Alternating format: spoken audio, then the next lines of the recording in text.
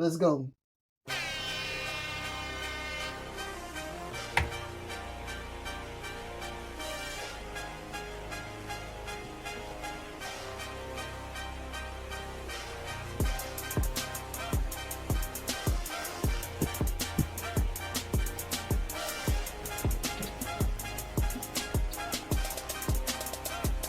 Welcome, everyone. Welcome. This is your boy D, and you're tuned in to another episode of Music is Life Live Web Series brought to you by the Unfiltered Foolishness Podcast. Again, I am your host D. We're going to get it in. The year is 2009, and we're about to rock. So let's go. Let's get these fun facts popping.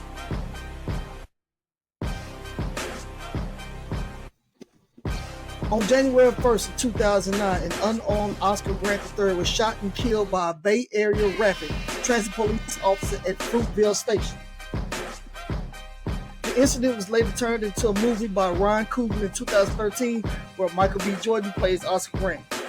The officer who shot him was found guilty of involuntary manslaughter, but only served 11 months after saying he mistook his weapon for his taser. The event became one of the inciting incidents for the global Black Lives Matter movement. On January 15th, U.S. Airways Flight 1549 ditches in the Hudson River in an accident that becomes known as the Miracle on the Hudson.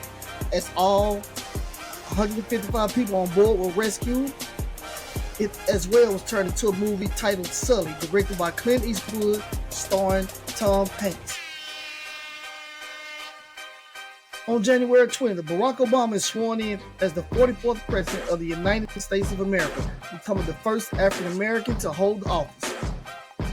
As well, on February 3rd, Eric Holder becomes the 82nd and the very first African American U.S. Attorney General. For my gamers, the video game Minecraft was first released to the public as Cave Game, originally created by Marcus Notch Pearson. Using the Java program language, the first public beta build was released on 17 May 2009. The game will be continued to develop from then on, receiving a full release on November 18, 2011. It is to this day still considered the best-selling video game of all time, selling more units than GTA 5 and Red Dead Redemption 2 combined, with over 300 million copies sold and nearly 170 million monthly active players as of this year. Also for my gamers, later that year, Call of Duty Modern Warfare 2 was released. On June 11th, the outbreak of the H1N1 influenza strain, commonly referred to as swine flu, is deemed a global pandemic. On June 12th, analog television ends in the United States as part of the digital television transition. In October, Microsoft released Windows 7 to all computers and laptops, and they even released an edition for ATMs. Microsoft been getting that money. In music, Jamie Foxx and T-Pain's hit Blame It on Alcohol wins Billboard Song of the Year, while earlier that year, Rihanna cancels her Grammys performance due to her altercation with then boyfriend Chris Brown. And he was down here from that. Run DMC was indicted to the Hall of Fame. Well, not indicted, inducted to the Rock and Roll Hall of Fame. In football, the Pittsburgh Steelers beat the Arizona Cardinals Super Bowl 43 by a score of 27-23. Some game-changing adventures from the year 2009 with the smart thermostat, the AIDS vaccine, the handheld ultrasound, the bladeless fan, and the 3D camera. And notable deaths for the year were Dom DeLuise, Chuck Daly, Farrah Fawcett, Walter Cronkite, Patrick Swayze, and the legendary King of Pop, Michael Jackson, where on July 7th, a public memorial service was held for him at the Staples Center, and it was watched by over 2.5 billion people worldwide. And those are your fun facts. 2009.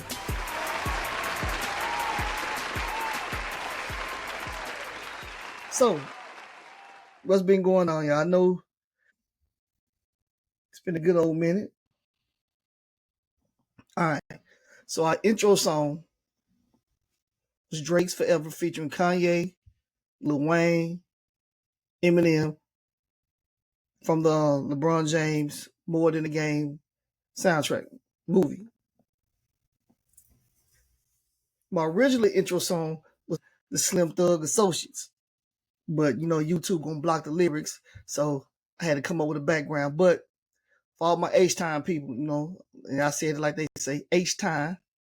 I'm saying Slim Thug was supposed to be the original intro, but couldn't find the instrumental for some reason. But we're not gonna delay too long. So 2009, right? Not sure how or where I would say everybody else was at the time, but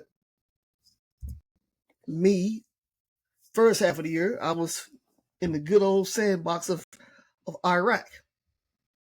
So 2009 was a solid. It was a solid year. I was a little behind on some of the music due to not catching it as it dropped and not feeling the impact, being as I wasn't here, but I was still able to catch some of these albums. So when I was going back and listening to some of these albums, I was like, man, I remember hearing most of these, but not to the end of 2009. Some of them not even to the beginning of 2010 when I actually caught them. But some of them I caught at the same time because when you have a little downtime, you just grab everything.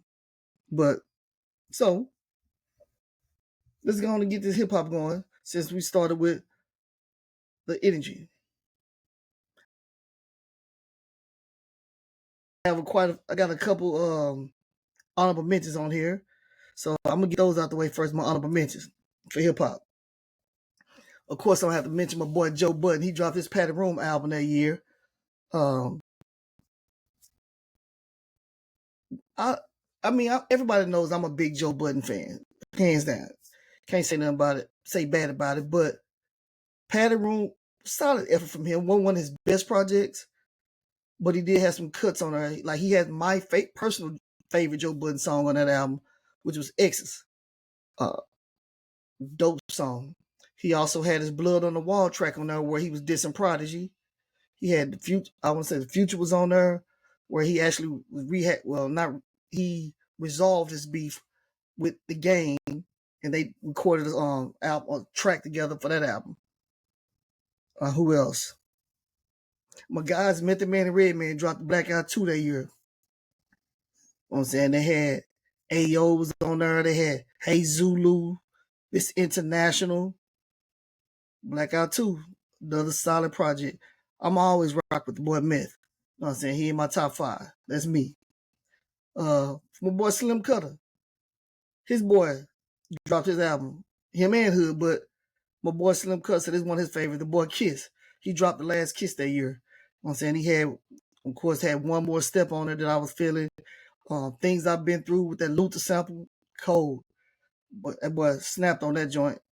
And he had a Letter to Big on there as well. Mano drop his first album, his debut album, If Tomorrow Comes. He had Johnson that I was feeling like Remember My Name, which is probably my favorite joint from that album. He had also had Gangsta on there with BG. He had Million Bucks, with, you know what I'm saying, featuring Swiss. And he had Soldier, which was another dope track to me too as well. Yeah. And my guy, Ace Hood, he dropped that year his Ruthless joint. You know what I'm saying? He had Local with the Cake on there. This Ninja Hill, which is probably my favorite. Well, now, both of those was in my top 5 off that album. Then Make a Toast is on that joint.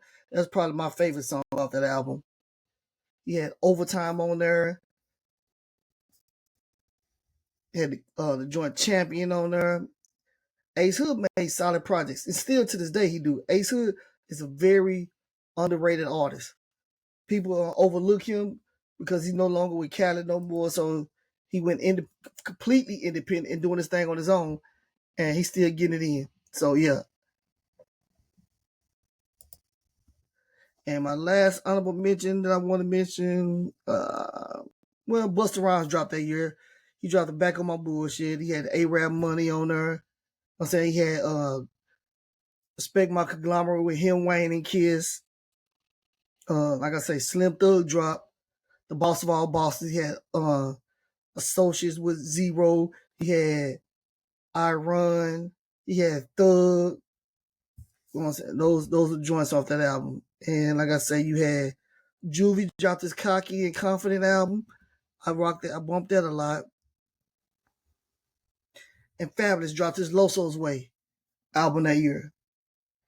They had Everything, Every Day, Everywhere with the girl Carrie Hilson and Ryan Leslie, my joint. He had Throw It in the Bag with Dream. He had Salute with Wheezy. And one of my other favorite joints out there was the Pachanga joint. What Fab always gives silent projects. He's another slept on, underrated artist too. People don't normally mention him in the top lexicon of artists when it comes to not even top 5, but just say top 10, top 15. Fab is always left out, but his discography, crazy. His discography is real crazy, bro. Slept on. So let's go on and get into this top. I actually did 6 this week. Y'all know I always push the envelope, especially when I'm on by myself. So this week, I'm going to go from bottom to the top. So, at 6, a lot of people will probably say this project should be way higher because of what it did. But originally, I wasn't going to put it on my list at all, only because it was a mixtape. I wanted to stay away from mixtapes, right? Now, some people may call it an album, but it's really a mixtape. This artist project was the start of his worldwide dominance. So if you don't know, coming in at 6, I went with Drake with the So Far Gone mixtape, right? I mean, like I say, it started, that was the beginning to his dominance. You know what I'm saying? The beginning to his dominance. Like, a lot of people, like I said, a lot of people, some people think, namely my boy Jay Senior Ulam, my boy Slim Cutter, and my boy Brandon, lyrics. They think I hate Drake. They say I'm a Drake hater. They like to say because I think Kendrick Lamar won that battle that I'm a Drake hater. It's not the case. I just don't like everything Drake does. I don't have to. It's my opinion. But solid project, nevertheless. The joints I was feeling off there was Sooner Than Later, Uptown, and Say What's Real. Of course, I really like Successful and other joints out there, but those are the ones I want to, and speak on the most. At 5, I stayed at the state, man. I went with my boys, the Underground Kings, UGK, with their UGK for Life album. That was the last album recorded by them. Of course, the late great Pimp C had passed on, so it's always R.I.P. Pimp. You know what I'm saying? It is what it is. Solid album. You always gonna get solid projects with UGK. That's what they do. In my personal opinion, they the number 2 or 3 greatest rap group of all time. Just depending on how I'm feeling that day. Because normally I would say they 2A and 2B majority of the time. I always go with Outkast as number 1. I'm not gonna lie. And then at 2 is always a tie between UGK and 8 Ball and JG. Just depending on what I'm feeling that day. But they're normally always there. In my opinion, like I always tell everybody, the top 3 greatest duos of all time came from the South. I don't care what nobody say. It is what it is. The joints I was feeling off that mug was Still on the Grind, Feeling You, as the boy Pimp say, and She Loves It. And that was 5. At 4, I went with a group.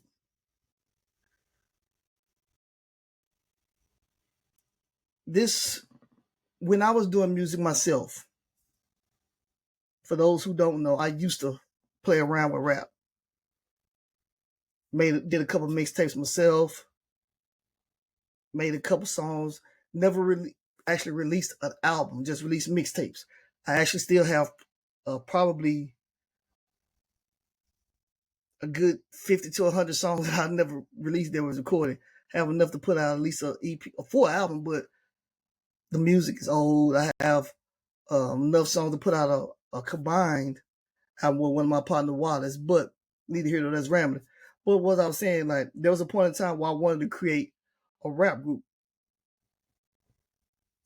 Maybe we's fooling ourselves because he's in the military, but I wanted to create a rap group, and the idea was in my head, but somebody beat me to the punch. So the number 4 album I'm going with for the week is Slaughterhouse. 4 dope lyrical MCs.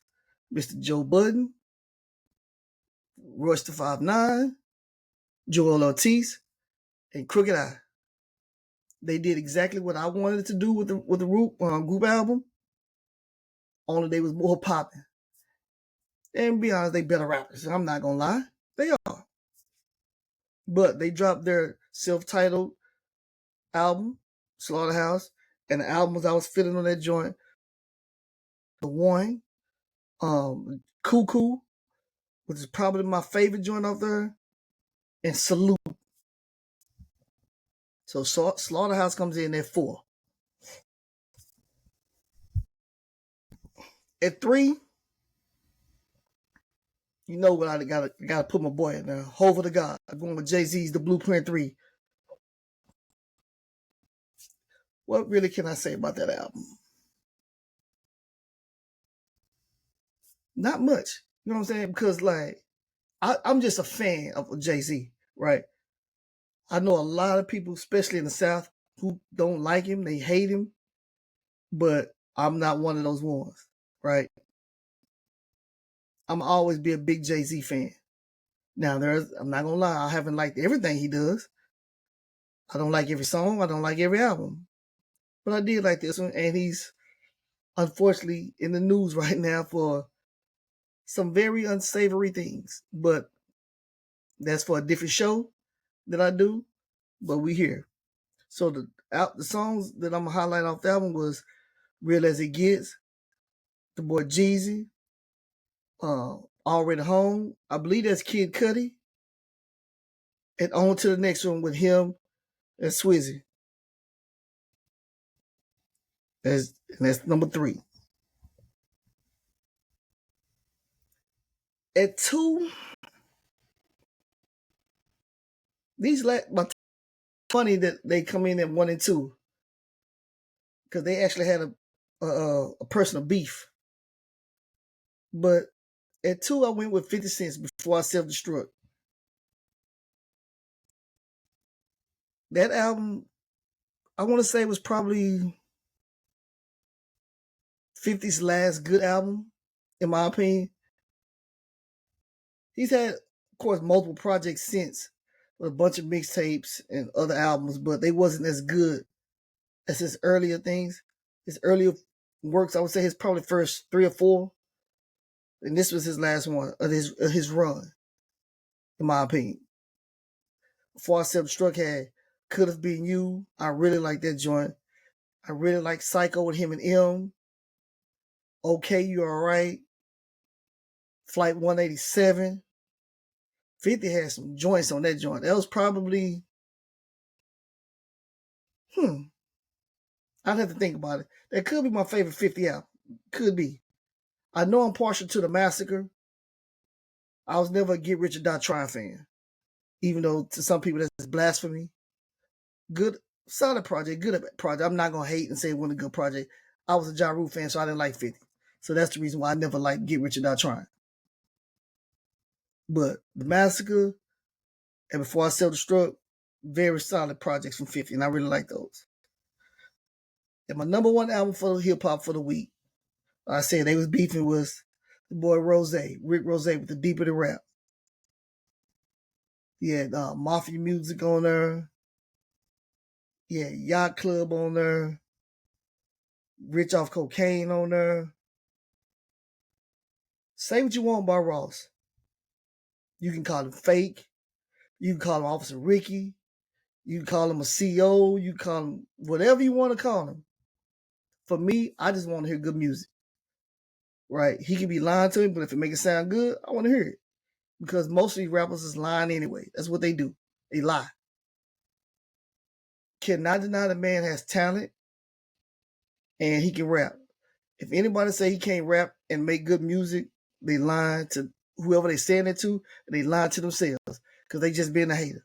He ain't got to be your favorite. He ain't got to be your type of artist. But you can't sit and say he don't make good music, because he do. But that's where we at with rap. So again, run down my top 6 for hip hop for the week. Number 1 was Rick Ross with the Deep in the Rap. At 2 was 50 Cent, Before I Self Destruct. 3 was Jay-Z, The Blueprint 3. 4 was Slaughterhouse with the Slaughterhouse album. 5 was UGK for Life. And 6 was your boy, Drizzy, with the So Far Gone mixtape. Right? So that's what we have for hip hop for the week. And so let's get on into R&B.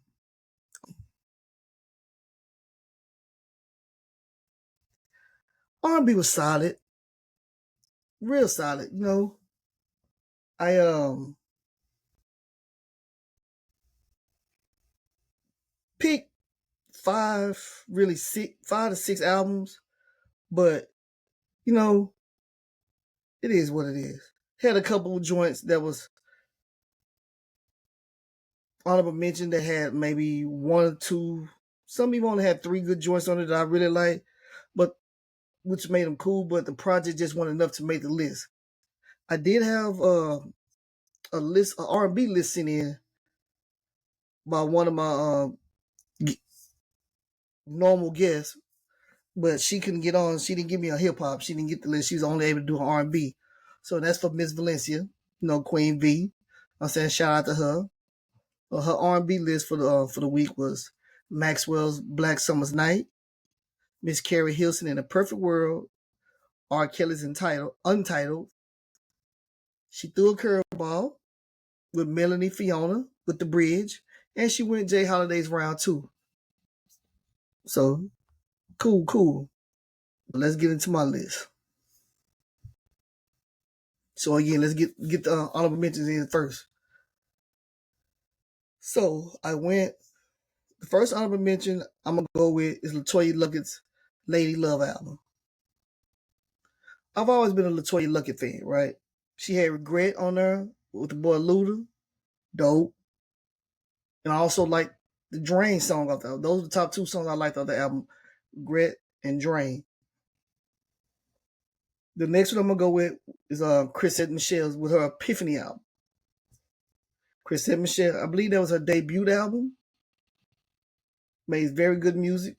Girl could sing. The songs I really felt off that joint was the actual title song, Epiphany, as well as What You Do featuring the boy Neo. Right. I'm a huge Neo fan. For anybody who knows or don't know, Neo is one of my favorite male R&B artists of all time. Another honorable mention for R&B that year was Chris Brown's Graffiti album. Now, for some, it may be people probably say should have been higher on my list, or it should have actually made my list, not just been an honorable mention. In my opinion, this wasn't one of Chris's better albums. He was at that point being blackballed due to, like I said, his incident with Rihanna. So the music, wasn't like, in my opinion, it didn't really go as planned. So he had to find new producers to work with. He really didn't have, I don't think he had everything at his disposal that he had previous to this album. So Graffiti was there. I did like I Could Transform You with Wayne. I really did like Famous Girl, which was a dope cut. And I did like Falling Down. Those 3 joints was tough. He had a couple more on there, but like I said, this was probably on the bottom of his discography, I would say. I'm not going to say his worst album. I'm just saying the bottom of his discography. But that's Chris Brown. And the last honorable mention I'm going to go with is Robin Thicke, Sex Therapy. Solid album. Almost made the list, honestly. It had some joints on there. It had It's in the Morning with Snoop that my boy Young Hood really liked. It had Just Right on there, I like. Had Brand New Love I really like. And of course, it had the single and the title track, Sex Therapy. So those are my honorable mentions for R&B. Let's get into it. At 6, like my girl V went, I'm going with Maxwell, Black Summer's Night. That's for the grown-ups, man. It's not for the, I would say, the younger folks. The joints I was feeling was Bad Habits, of course. Uh, Pretty Wings, which was a smash for him, and Cold. Cold gave me an old jazz feel. Gave me an old jazz song feel. So, and I really like jazz music. It took years for me to get to it, but I really like jazz music. So that's why I really felt that song. But for my older people, the more mature people, music listeners, Maxwell, that Black Summer's Night. 5 is an artist that I wasn't really too huge on, and I would say that I don't really know all of his discography like that because I wasn't a big fan of him. Like his voice is kind of annoying, but the boy can write some music. He can write some hits. He just know how to do it. It doesn't always perform it well, but hey, it is what it is. So at 5, I went with the Dream Love vs. Money album. You know what I'm saying? He had some joints on there. He had Rockin' That Shit on there. My favorite Dream song was Walking on the Moon, which was on there featuring Kanye West. That was probably the first song he made that I ever did like. He also had Sweat It Out on there. Sweat It Out was a sleeper. Sweat It Out, a sleeper cut. I'm saying Love vs. Money was smooth. Love vs. Money Part 2, okay. Dream had some joints on there. I ain't mad at this album. So it cracked my top 5. And that's where we at 5. 4. Another artist that I normally don't listen to or really don't listen to, but people love her. Right? People love her. She's made good music in the past. So it is a female. She's made good music in the past. My boy Slim Cutter really likes her. He holds her high. So at 4 came with Rihanna and her Rated R album. That was number 4. Songs on there that I was really feeling was Hard, Russian Roulette, and Rude Boy. So Riri cracked it. My list for the first time. At 3, another young lady. Dope artist, dope singer, dope pen. The industry got to her and threw the black ball on her. But she still did her thing. So, which is another album that me and Miss V got alike for this week. Number 3, I'm going with Miss Carrie, baby. Carrie Hilson with In the Perfect World. Solid project from top to bottom. Of course, you had the hits that, you know what I'm saying, Turning Me On, Knock You Down with Neo and Kanye. And another joint I was really feeling was Telling the Truth. She got deep on that Telling the Truth. She got deep on that one. So y'all got to listen to it. Miss Carrie Hilson coming in at 3. At 2, for most people, this would, outside of my girl V, but for most everybody else, my number 2 album will probably be number 1 for the year, right? The boy Choking My Trey Songz with his Ready album, right? That's when that was the start of him getting in the bag. Probably right before that is when he really hit his stride and hit his peak in music. Getting ready for this one. So his Ready album had Neighbors Know My Name, I Invented Sex, Say I. The boy Trigger was on something. He was on one. He was in his bag on this one. So that's, like I say, most people had that as the number 1 album, but I had that at number 2.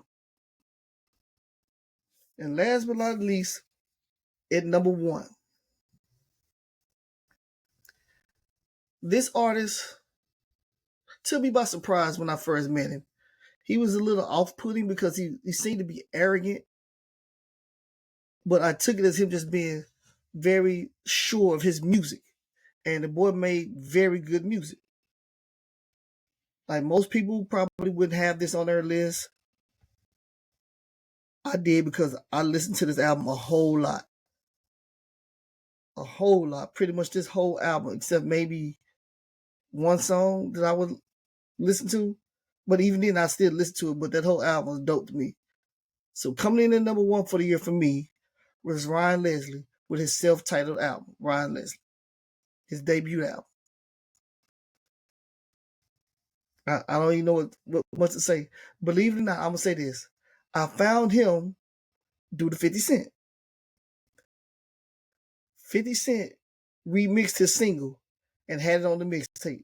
I heard the mixtape and wanted to know where the original song came from. And that's how I actually came across Ryan Leslie. So 50 had the Rider Girl, which is a play on Ryan Leslie's lead single, Diamond Girl. So he had Diamond Girl, which is dope. He had Addiction, which featured the boy Fab. He had, if you spell it and read it, spell Irina, but he says I-R-I-N-A. Dope track. Shouldn't Have to Wait. Dope track. That's probably my favorite joint right there. Shouldn't Have to Wait. He had Gibberish on there that I really like.